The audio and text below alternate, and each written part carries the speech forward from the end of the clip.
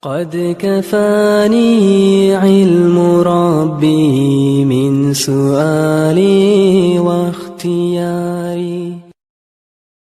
Andai lautan dijadikan tinta untuk menulis keutamaan dan keistimewaan yang didapatkan pada orang-orang yang hadir ke majelis-majelis seperti ini, niscaya tidak mungkin cukup. Lautan di muka bumi ini andai kata dijadikan tinta untuk menulis keutamaan orang yang bersalawat kepada Rasulullah, untuk menulis orang-orang yang berzikir kepada Allah, untuk menulis keutamaan orang-orang yang menuntut ilmu, duduk bersama orang saleh, duduk untuk mengingat Allah subhanahu wa ta'ala, maka tinta yang banyaknya sebanyak lautan yang ada di muka bumi ini belum tentu cukup untuk menulis keutamaan-keutamaan tersebut. Al-Imam Al-Ghazali dalam kitabnya Mukasyafatul Qulub meriwayatkan satu hadis tentang keutamaan salawat kepada Rasulullah. Satu saja yang sudah membuktikan begitu besarnya keutamaan yang insya Allah pada malam hari ini kita dapatkan. Kata Imam Al-Ghazali, Rasulullah Sallallahu Alaihi Wasallam bersabda, ada satu malaikat yang diciptakan sama Allah yang besarnya luar biasa. Malaikat niku kathah, disabdakan oleh Nabi, di langitnya Allah itu tidak ada satu jengkal pun, tidak ada satu kilan pun, terkecuali di situ terdapat malaikat Allah yang beribadah menyembah Allah subhanahu wa ta'ala. Nah, dari sekian banyak para malaikat, ada satu malaikat yang luar biasa besarnya. Dikatakan oleh Nabi Muhammad, malaikat yang besar niku kepalanya menembus langit Allah yang ketujuh, kakinya menembus bumi Allah yang ketujuh. Berarti malaikat ini besarnya melebihi daripada bumi. Malaikat yang besar tadi memiliki dua sayap. Sayap yang kanan panjangnya sampai ke paling baratnya dunia, sayap yang kiri panjangnya sampai ke paling timurnya dunia. Di kedua sayap malaikat tadi terdapat bulu. Bulunya sebanyak makhluk Allah yang ada di muka bumi ini. Berapa banyaknya kita sudah tidak tahu. Makhluk Allah berarti manusia, jin, hewan, syaitan, tumbuh-tumbuhan, itu semua makhluknya Allah. Kapan ada makhluknya Allah? Mulai dari dunia diciptakan sampai yaumil qiyamah. Berapa banyak jumlahnya tidak terhitung. Itu malaikat cuma satu, punya dua sayap. Di sayapnya terdapat bulu. Banyaknya bulunya atau jumlah daripada bulunya itu sebanyak makhluk Allah yang Allah ciptakan. Kata Nabi Muhammad, kalau ada satu orang yang bersalawat kepadaku, maka ini malaikat diperintahkan oleh Allah untuk menceburkan dirinya ke dalam sungai yang terbuat dari cahaya yang letaknya di bawah arasnya Allah. Setelah menceburkan dirinya ke dalam sungai itu, malaikat keluar dari sungai tadi, kemudian mengibaskan kedua sayapnya, dan dari kibasan sayapnya tadi setiap satu helai bulu meneteskan satu tetes air yang kemudian menjadi satu malaikat, yang mana malaikat tersebut bersujud di hadapan Allah, tidak mengangkat kepalanya dari sujudnya, bersujud beristighfar kepada Allah, memintakan ampun untuk orang yang bersolawat sampai hari kiamat.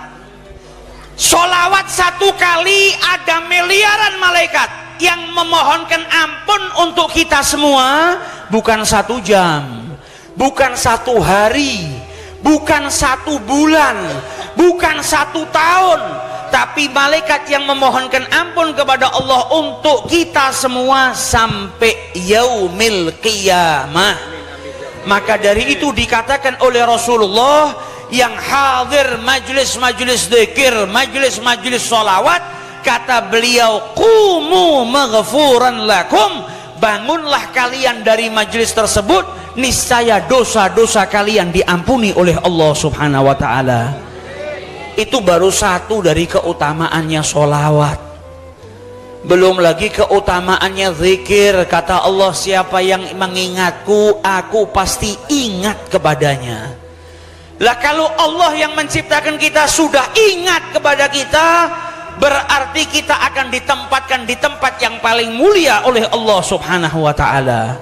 Belum lagi keutamaannya mendengarkan bacaan Al-Quran, belum lagi keutamaannya menuntut ilmu. Yang keluar dari rumahnya menuju majelis ini, setiap satu langkah kakinya dicatat oleh Allah Subhanahu wa ta'ala sebagai perbuatan baik. Ada yang meriwayatkan bahwasanya satu langkah seperti 1 tahun beribadah. Dan orang yang keluar dari rumahnya menuju ke majelis ilmu, niscaya akan dipermudah jalannya oleh Allah Subhanahu wa ta'ala menuju ke dalam surganya Allah Subhanahu wa ta'ala. Kalau nggak hadir majelis sholawatan, lama-lama cinta kita dengan Nabi Muhammad juga luntur.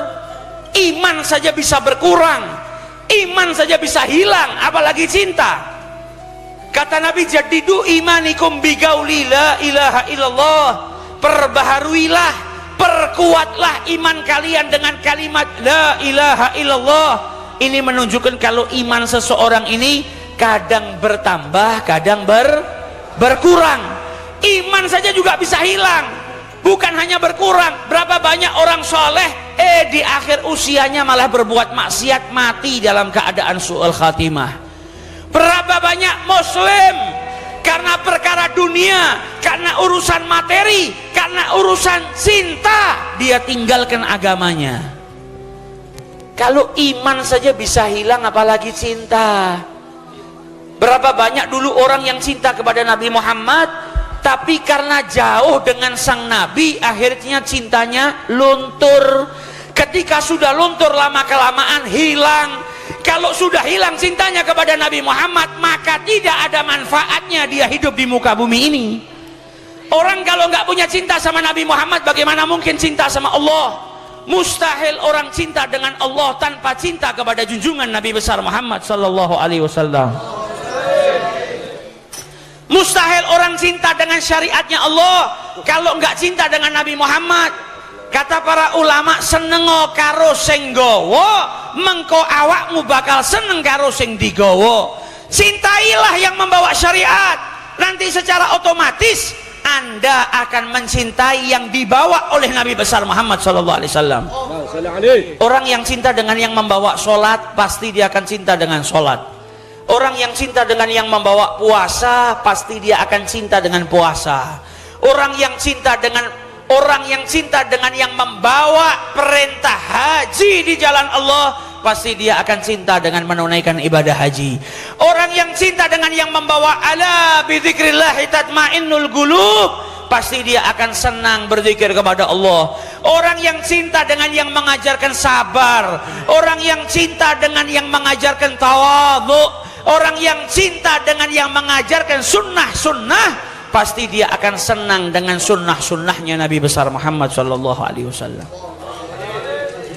Berapa banyak orang sekarang yang sudah lupa dengan nabinya. Nabi Muhammad cuma sekedar di lisan, man nabiyuka Muhammad, cuma sekedar di situ. Padahal saat ini kita sangat membutuhkan beliau. Umat ini semakin terpecah belah, musibah di mana-mana. Yang bisa menyelamatkan kita cuma mengikuti dan pegangan kuat dengan Nabi besar Muhammad SAW. Kalau namanya Nabi Muhammad disebutkan saja bisa menyatukan manusia, bagaimana kalau kita berpegang teguh dengan Nabi besar Muhammad SAW? Yang mau negaranya selamat berarti harus selalu menghidupkan Nabi Muhammad di dalam hatinya. Kata Allah, wa ma kana Allahu liyu'adzibahum wa anta fihim. Janjinya Allah tidak akan menurunkan derita, tidak akan menurunkan musibah selagi Nabi Muhammad ada di tengah-tengah mereka. Kalau Kanjeng Nabi niku wonten tengah-tengah desa, ada di tengah-tengah masyarakat, ada di tengah-tengah kampung, maka Allah tidak mungkin menurunkan bencana di sana. Kata para ulama ahli hikmah, adanya Nabi Muhammad bukan berarti adanya di zaman itu saja ketika beliau hidup, tapi sampai saat ini ketika kita menghidupkan sunnah Nabi, kita cinta kepada beliau, menghidupkan Nabi di hati kita, berarti Nabi Muhammad hidup di tengah-tengah kita. Kalau Nabi hidup di tengah-tengah kita, insya Allah tidak ada bencana yang turun di muka bumi ini.